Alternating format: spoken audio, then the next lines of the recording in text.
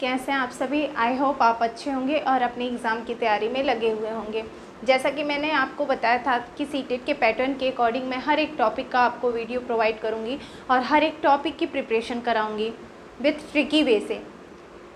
जैसे मैंने आपको अपना जो पुराना वीडियो दिया हुआ है, आप उस पुराने वीडियो में देख सकते हैं कि मैंने आपको समास, संधि तो आज मैं आपको पढ़ाऊंगी। समास, क्रिया, विशेषण, संज्ञा, सर्वनाम, हर का अलग अलग टॉपिक वाइज मैंने आपको वीडियो प्रोवाइड किया हुआ है, जिससे आपकी एकदम डिटेल में प्रिपरेशन हो सके और ट्रिकी तरीके से भी बताया हुआ है मैंने, ताकि आपको एग्ज़ाम के टाइम में कोई टेंशन ना हो। आप बस एक बार देखें और आपका तैयार हो जाए। उन सब का लिंक, सारे जो मेरे पुराने वीडियो हैं उन सब का लिंक आपको डिस्क्रिप्शन में मिल जाएगा। आज का जो हमारा नया टॉपिक है वो है संधि। ठीक है, बहुत से बच्चे समास और संधि में कन्फ्यूज़ होते हैं। ठीक, तो देखिए संधि क्या होती है? दो वर्णों के मिलने से जो परिवर्तन आता है, दो वर्णों के मिलने से जो परिवर्तन आता है वो होती है संधि। और समास क्या होता है? दो शब्दों से। इस चीज़ का ध्यान रखिएगा। एक समास में क्या होता है? शब्द होते हैं, स से समास, स से शब्द, याद रखिएगा। और संधि में क्या होते हैं? दो वर्णों के परस्पर मिलने से जो परिवर्तन आए वो होती है संधि। दो वर्णों के मेल से जो विकार उत्पन्न हो, विकार मतलब परिवर्तन, ठीक है, दो वर्णों के परस्पर मेल से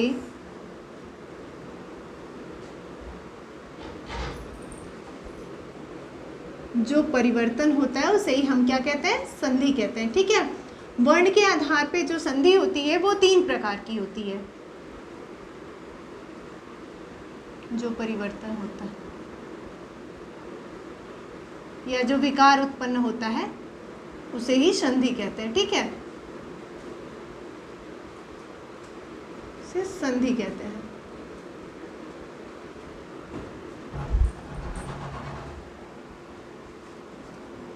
संधि कितने प्रकार की होती है? तीन प्रकार की। ठीक है, वर्ण के आधार पे।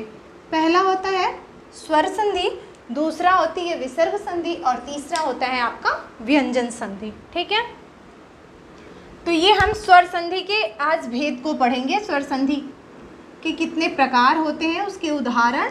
ठीक है, स्वर संधि,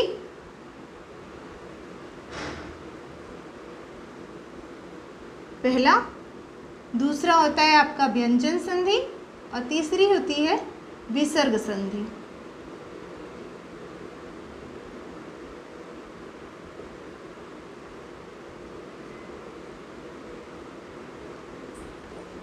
आज हम सिर्फ स्वर संधि के प्रकार और उसके उदाहरण को विस्तृत रूप से पढ़ेंगे। ठीक है,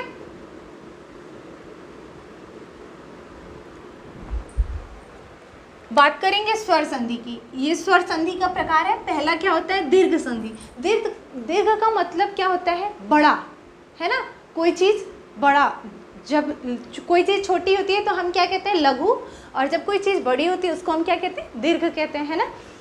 तो बात करेंगे दीर्घ संधि की। दीर्घ का मतलब बड़ा। जैसे स्वर, हमने कहा स्वर संधि, स्वर का मतलब जो हमारे 13 स्वर हैं, आ ई उ, ठीक है, अंग अह तक के जो स्वर होते हैं, तो उसी में जो बड़े अक्षर होते हैं। ठीक, जब दो चीज़ों के मेल से कोई बड़ा अक्षर आ जाए, ठीक है, जैसे आप पहले ये समझ लीजिए इसकी परिभाषा, उसके बाद उदाहरण समझिएगा।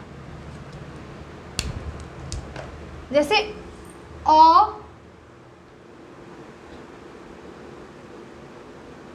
आ, ई के बाद समान स्वर आ जाए।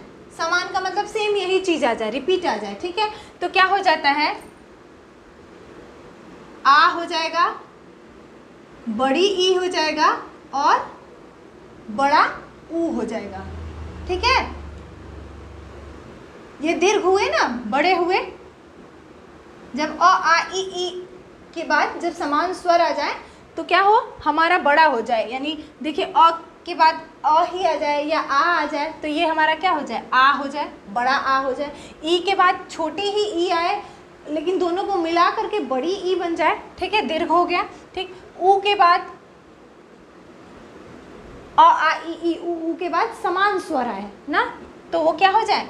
आ हो जाए, चाहे ई हो जाए या ऊ हो जाए, बड़ा ऊ हो जाए, ठीक, तो वो क्या होती है हमारी दीर्घ संधि होती है, ठीक। दीर्घ का मतलब बड़ा होना। जैसे उदाहरण में देखिए आप, मत प्लस अनुसार, मत धन अनुसार, इसको हम क्या लिखेंगे, मतानुसार।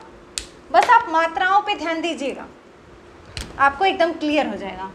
मत धन अनुसार, मतानुसार,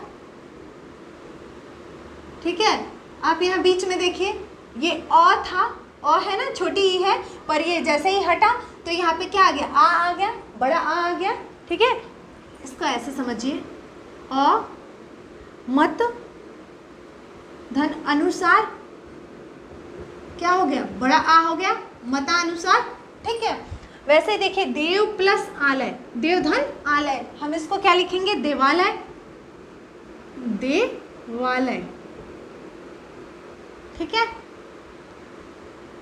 यहाँ देखिए, देव अ है, यहाँ अ है ना, देव, अ का उच्चारण आ रहा है आ, यहाँ आलय, ठीक है, अ प्लस आ बराबर क्या हो गया, आलय, दिवालय हो गया, ठीक। गिरिधन ईस, ठीक है, तो ये क्या हो जाएगा, गिरीश। यहाँ देखिए छोटी ई की मात्रा है, ये क्या हो जाएगी, बड़ी ई की मात्रा हो जाएगी, गिरीश। हमने कहा है समान स्वर है, गिरी, ई छोटी ई है प्लस बड़ी ई, तो क्या हो जाएगा, बड़ी ई, गिरीश। भानुधन उदय, भानु छोटा ऊ है ना, भानुदय होगा, ये बड़ी ऊ की मात्रा हो जाएगी, बस मात्राओं का बस परिवर्तन होता है इसमें। यहाँ देखिए, भानु ऊ छोटा ऊ है, धन ऊ बराबर बड़ा ऊ, भानुदय हो गया, ठीक है। आप देख रहे हैं यहाँ क्या हो गया, दीर्घ हो गए, सब के सब बड़े हो गए, है ना, आ ई ऊ में परिवर्तित हो गए। यही होती है हमारी दीर्घ संधि। बात करेंगे गुण संधि की।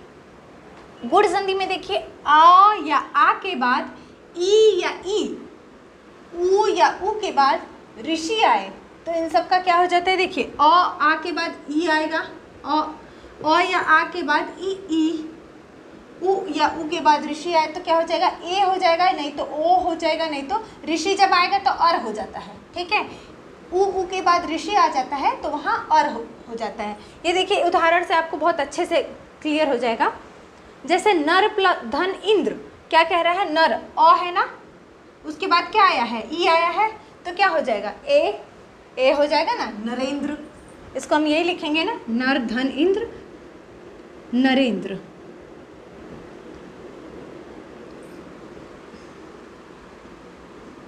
इसको समझने के लिए देखिए, लिख लीजिए, अ धन ई, यानी अ आ के बाद असमान स्वर आए, इसमें समान था, इसमें असमान है, बस यही अंतर है। अ ई तो क्या हो गया, नरेंद्र, ए की मात्रा हो गई ना, ए वाली मात्रा हो गई, ठीक है, नरेंद्र, ठीक।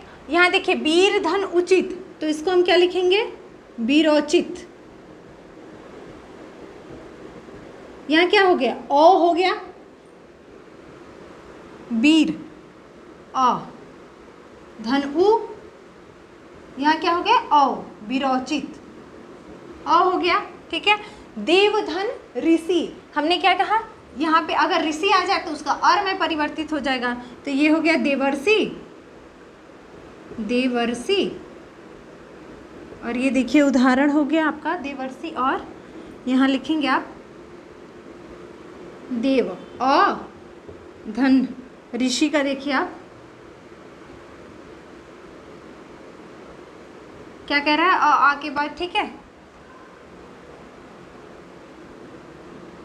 तो क्या हो गया, अर, देवर्षि, है ना, क्लियर है।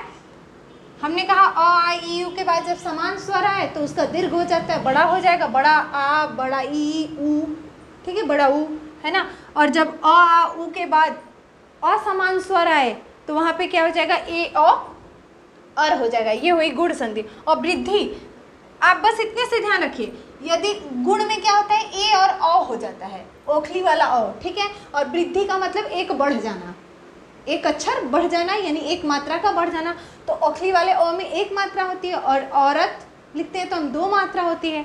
एड़ी वाला जो ए होता है उसमें देखिए सिर्फ एक मात्रा होती है, और जो ऐसे ऐनक लिखते हैं उसमें हम ऊपर मात्राएं होती है, ठीक है उसमें। तो ये देखिए वृद्धि का मतलब क्या हुआ, एक मात्रा की वृद्धि हो जाना है। इसका फार्मूला होता है वृद्धि रेचि, ठीक है। इसका सूत्र होता है आदि गुणा, ठीक। और इसका दीर्घ संधि का होता है अक सवर्णे दीर्घ। आपको जब मैं संस्कृत के संधि पढ़ाऊंगी, संस्कृत में भी यही चीज़ आएगी, सेम यही चीज़ आएगी, लेकिन उसमें आपको महेश्वर सूत्र जब मैं पढ़ाऊंगी उस महेश्वर सूत्र में मैं अक सवर्णे दीर्घ का आपको डिफाइन करूंगी कि कैसे अक प्रत्याहार के बाद समान स्वर आते हैं तो उसका दीर्घ हो जाता है, ठीक।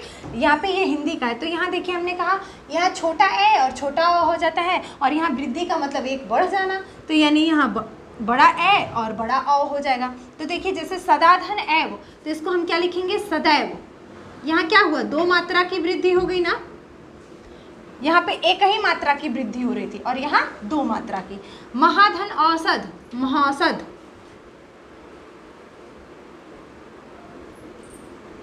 महासद, ठीक है। तथाधन एव, तथैव। हमने क्या कहा, यहाँ सिर्फ मात्राओं की वृद्धि होती जाती है। यहाँ देखिए औ दो वृद्धि हो गई, यहाँ पे ए दो वृद्धि हो गई, दो मात्रा की, यहाँ पे दो वृद्धि। बस ये ध्यान रखिएगा, यहाँ पे ए और अ हो जाएगा, ठीक है, दो मात्रा की वृद्धि हो जाएगी। जहाँ पे आपको ये डबल मात्रा दिख जाए ना तो समझिएगा कि वहाँ वृद्धि संधि है, ठीक। इस स्वर संधि के ये जो 5 प्रकार थे उसमें ये 3 प्रकार हो गए। आप इसका स्क्रीनशॉट लेना चाहें तो ले सकते हैं। अगला जो हम प्रकार पढ़ेंगे वो यण संधि और एक आयादी संधि, 2 संधि है, ठीक है। बात करेंगे यण संधि की।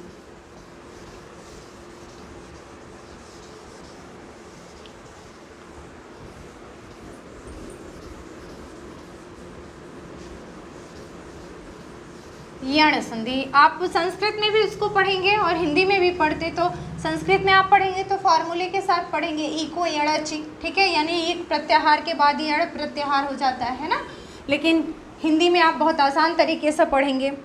मैं आपको संस्कृत में भी विधिवत संधि को पढ़ाऊंगी, ये हिंदी के लिए है यण संधि।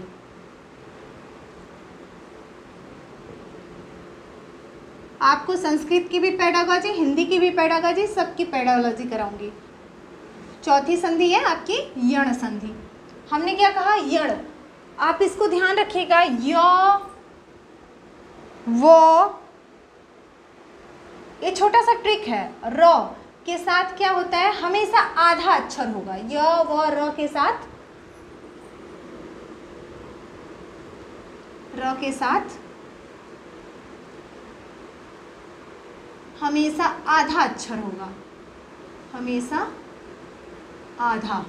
देखिएगा उसके आगे हमेशा आधा अक्षर रहेगा तो उसका मतलब क्या हो जाएगा, वहाँ पे यण संधि है, आधा अक्षर रहता है। उदाहरण के लिए आप देखिए,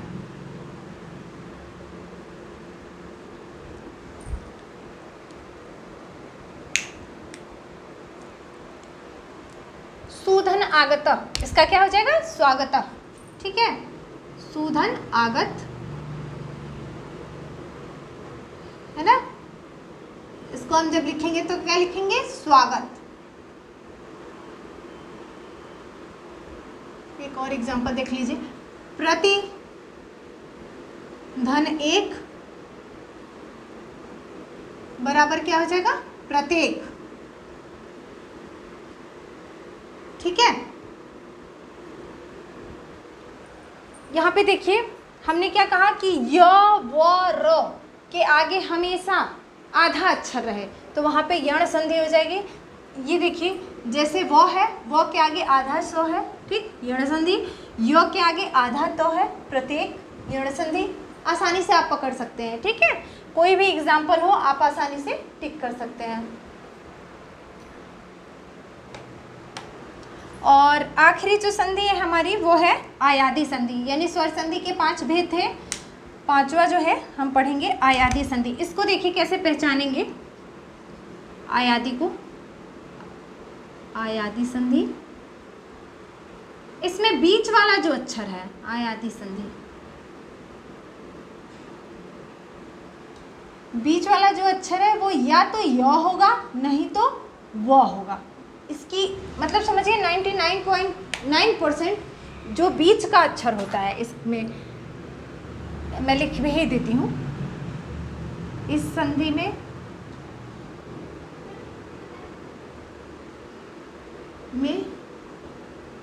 बीच का अक्षर,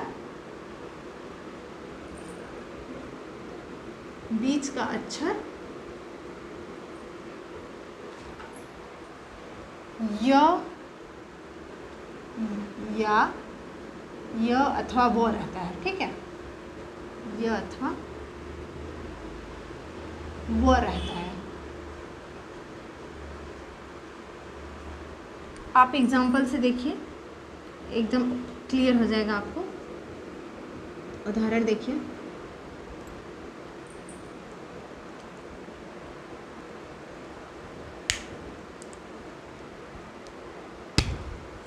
बस यही ध्यान रखिएगा, यहाँ पे य और व रहेगा बीच में, और यहाँ य व र के साथ आधा अक्षर रहेगा, ठीक है। यहाँ उदाहरण देखिए, पो धन अक,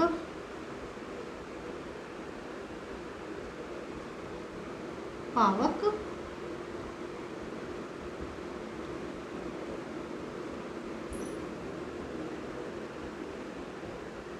गै धन अक, गायक, पोधन का पाव का बोधन अन,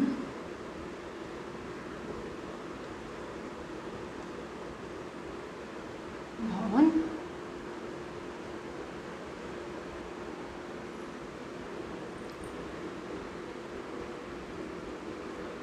गै धन अक, गायक, नै धन अक,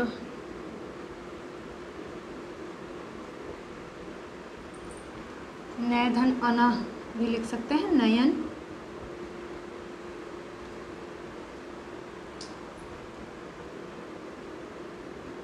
नै धन अक लिखेंगे तो नाविक,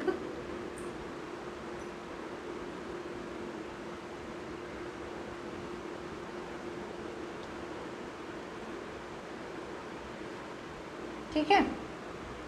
ये देखिए, पोधन अक पावक, हमने क्या कहा कि बस इतना दिमाग में रखिएगा कि इसके बीच के जो अक्षर होंगे या तो वो होगा नहीं तो य रहेगा। इससे आप आसानी से अयादी संधि को पहचान सकते हैं। जैसे देखिए, पोधन अक पावक, ठीक, भोधन अन भवन, है ना, गै धन अक गायक, इसमें भी य है, नै धन अन नयन, इसमें भी य है, नै धन अक नाविक या नै धन अक नायक लिख सकते हैं, नौ धन अविक होगा ना, नाविक, नै धन अक नायक,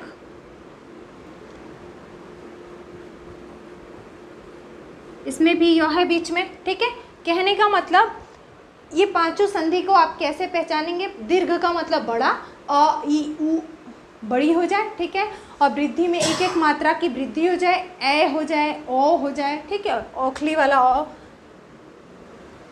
गुण संधि में होता है, और औरत वाला जो अ होता है जो डबल मात्रा वाली होती है वो वृद्धि संधि में हो जाती है। यानी जहाँ डबल मात्रा दिख जाए वहाँ वृद्धि संधि हो जाएगी, और जहाँ य व र के साथ आधा अक्षर दिख जाए वहाँ पे आपका यण संधि हो जाएगा, और जहाँ बीच में य और व दिख जाए वहाँ पे, लेकिन ये ध्यान दीजिएगा, य और वो तो बीच में दिखे लेकिन उसके आगे आधा अक्षर ना रहे। अगर य और व के आगे आधा अक्षर है तब वहाँ यण संधि हो जाएगी, और यदि य और व के आगे पूरा अक्षर है, जैसे देखिए यहाँ नयन, नै धन अन नयन, तो यहाँ य के आगे न पूरा अक्षर लिखा हुआ है ना, चाहे भवन भोजन अन, तो यानी यहाँ व के आगे पूरा अक्षर है, तो यहाँ पर क्या हो जाएगा आपका आयादी संधि। ये थी आपकी स्वर संधि और स्वर संधि के 5 प्रकार, उसको पहचानने की ट्रिक छोटी छोटी और उसके उदाहरण। अगर आपको वीडियो अच्छी लगी हो तो मेरे वीडियो को लाइक करें और मेरे चैनल को सब्सक्राइब करें। Thank you for watching.